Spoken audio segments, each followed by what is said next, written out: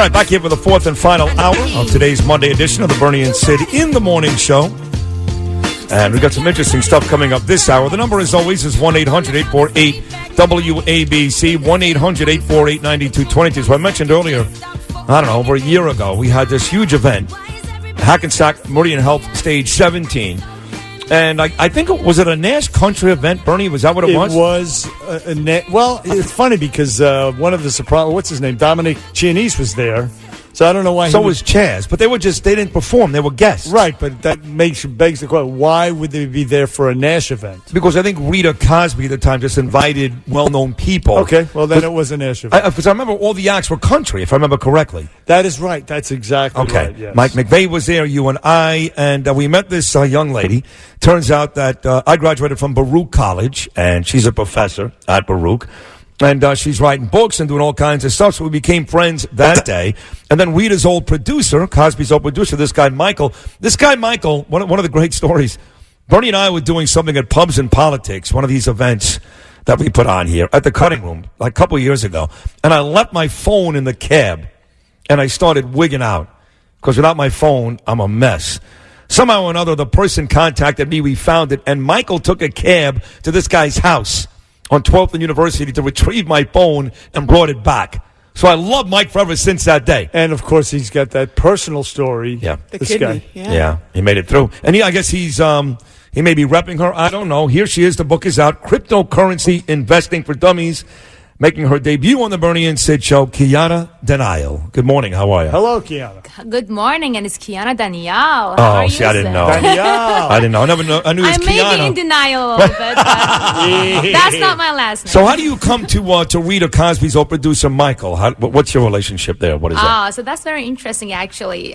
So the kidney story that you talked about, I came to know Michael back when I was on Tinder, and I found my husband there, by the way. And you had a baby. Congratulations. I did. I just did, and she just turned 1. But so back in the day when I was on Tinder, I actually came across Michael. Oh. And he's like, I'm not looking for dating. I'm just having a kidney transplant. Can you be my friend? Aww. And we just became friends. And he's this awesome person. He really is such a beautiful soul. I thought you were going to say, I'm not looking for dating. I'm looking for a kidney. No, he wasn't looking for a kidney. I don't want a kiss. I want your kidney. He didn't even ask for it. We didn't meet for the longest time, but he's this like beautiful soul. Yes. And this was at the time that I was really just starting out my business, and he helped me throughout that event, and we just remained friends. I never even met him, but yeah, so that's how then when he found out about my new book and the babies and everything, is like, are you looking for a PR? I'm like, absolutely. So that's what he's doing for me right now. Plus, and he's doing a great job. He did get a kidney. Oh, yeah, he did. Right. Yes. He's legal. alive. He's good. Alive and well. And thriving. He's good. You know what he's doing right now for me? This morning, my daughter was going crazy. I forgot to bring my mascara. He's out there. He's buying me a mascara. He does that type of stuff. He'll get your phone from the cab or buy mascara. So, now, I know the answer to this, but for folks that don't, where are you from originally, that accent? Where are you from? So I'm a Persian Jew. Right. Iran.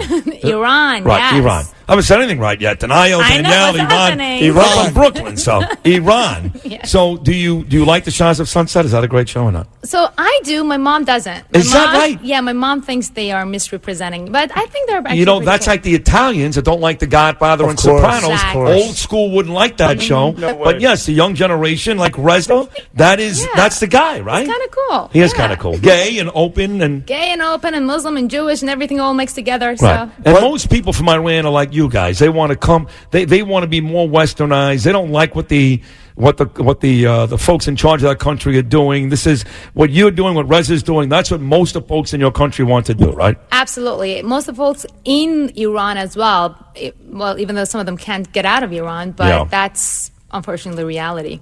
Bring back the Shah, right? Yeah. That's what I'm saying. Right?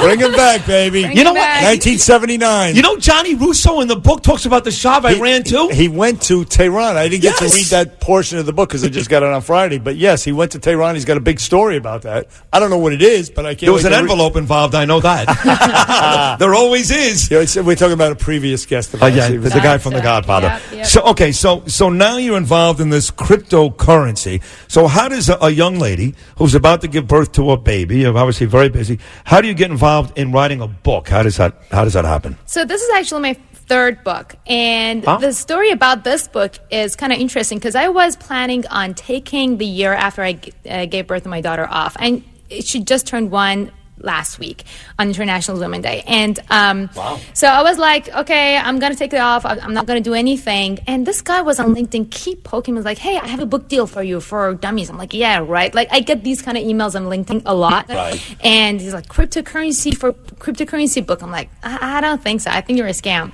And actually, let me give you a backstory how I got involved in cryptocurrency. I first heard of cryptocurrency back in 2011. And at the time, I was trading Forex, which is one of the riskiest assets ever. But even though I was in that risky market, I was like, oh, Bitcoin is way too risky for me. I'm not going to get into it. Bitcoin, too risky. Yes. Right.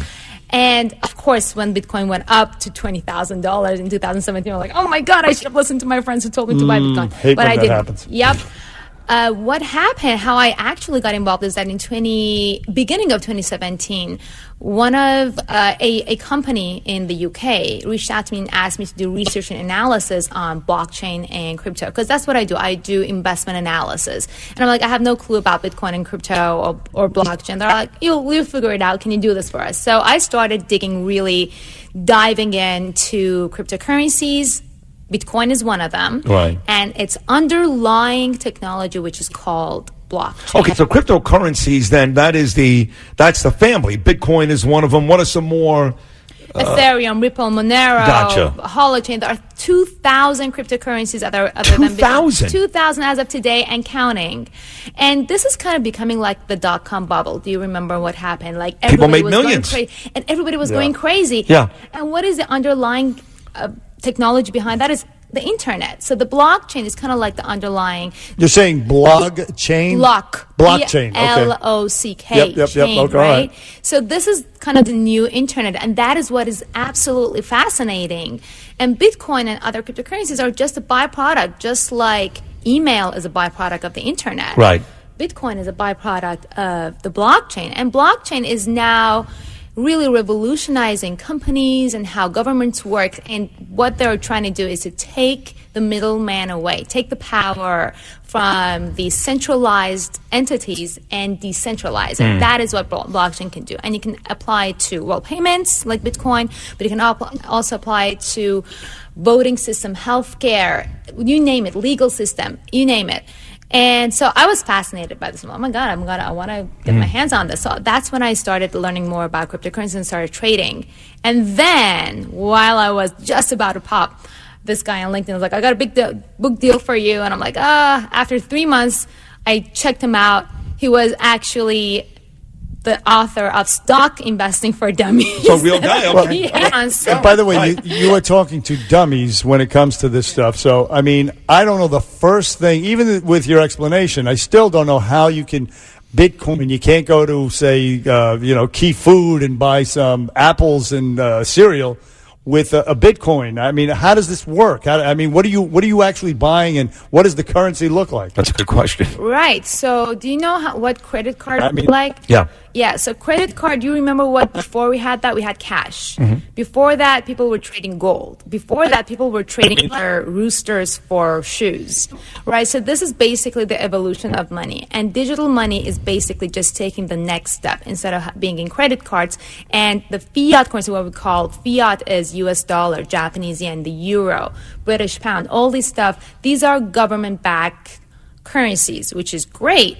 But for countries like America or Europe, which have kind of stable politics, right? Right. I mean, with the exception of the UK right now. But in countries like Iran or Venezuela, which the governments are actually out there to, get the people. My dad was one of the people who lost everything at the revolution after the Shah left Iran. Yeah. Everything. He was one of the richest guys in Iran, and he went down to zero. Oh my God. His company, all his properties, and they were about to kill him. So for countries like these, where the governments can't be trusted, cryptocurrencies can actually be very helpful. It can help the underbanked or unbanked, for example, in India, where people don't have easy access to currencies or their banks, but everybody has an internet, everybody has a mobile. So these kind of things basically where the money is I see. going. So Yeah. are you That's telling good. people that it makes sense? So if Bernie and I get a check every 2 weeks, we should take that money or some of that cash and turn that into some type of cryptocurrency because you believe in the end that'll be something for us that'll work, some safe haven, if you will?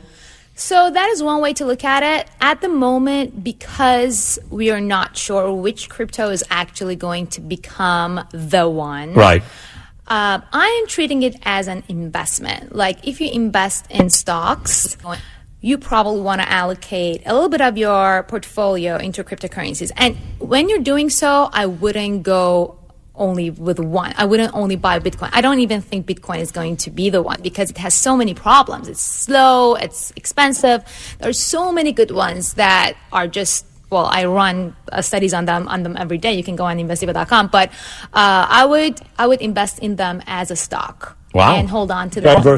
Diversify because this is basically this is like the .com bubble, but the bubble has already burst. But we're still looking for the good ones that are going to be the next Amazons and Googles. Mm-hmm. So if I have $100 in the bank and I want to change it into a Bitcoin currency, what I go online to what, Bitcoin.com, or what do I do? Right. So you have to go to an exchange. You know how you buy your stocks on a broker? Sure. So for Bitcoin and other cryptocurrencies are exchanges and brokers as well. And the one that in the US is the best one, in my opinion. And you can buy, right now you can get 7 cryptocurrencies on them. It's called Coinbase. You log in. Coinbase.com? Coinbase.com. And then if you want to go and diversify into a ton of other ones, there are other exchanges. Gotcha. Finance. And you teach business at Baruch? Is that what you teach? Wealth management, yeah. Wow. How about that? You think Jill can do stuff like this? What do you think? Oh, yeah. Everybody can do that. Anyone can do that. My daughter can do that. Being very self-effacing. The book is called Cryptocurrency Investing for Dummies, right? Yes, and I actually have been buzzing about the secret about the book launch. And this is going to be the first place I'm going to reveal the secret. Go ahead, reveal it. So all the proceeds of the book profit that are bought on my website, investiva.com, for Women's Month, which is this month, is going to help stop sex trafficking and sexual abuse of children. Wow. Oh, wow. That's fantastic. Very nice. That's fantastic. Good for you. Yes, so after becoming a mom and seeing the realities of these, this really hit me hard, and I thought this is something that I can actually do to help. Fantastic. So that is investdiva.com, folks. Cryptocurrency investing for dummies. Kiana Danial, and she's going to give the money to stop sex trafficking. Listen, you're smart and you're a good person, and we thank you very much, Kiana. I mean, and good luck with all this. Come back. Let us know how it's going, all right? Thank you. I sure will. You got it. Okay, Kiana Danial. There you go. We'll take a short break. More of Bernie and Sid on a Monday right after these words. Bernie and Sid in the morning.